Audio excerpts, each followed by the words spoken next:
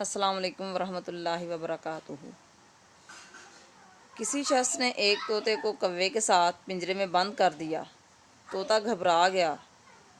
وہ نفرت سے بار بار کہتا، الہی، یہ کیسی کالی کلوٹی، بھدی شکل، بھونڈی صورت اور سراپا نفرت مورت ہے۔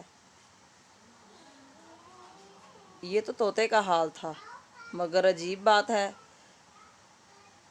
کہ کوا بھی طوطے کی ہم نشینی سے سخت تنگ آیا ہوا تھا۔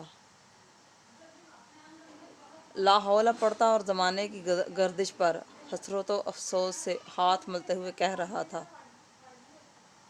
خدایا، مجھ سے ایسا کیا گناہ ہوا ہے جس کے بدلے میں ایسے بیکار، بیوقوف اور بیہودہ جنس کی صحبت میں قید کر دیا گیا ہوں۔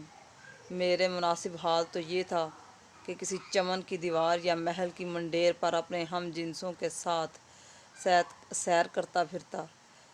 یہ حکایت اس لیے بیان کی گئی ہے کہ جس قدر دانا کو نادان سے نفرت ہے، اسی قدر نادان کو داناؤں سے وحشت ہوا کرتی ہے۔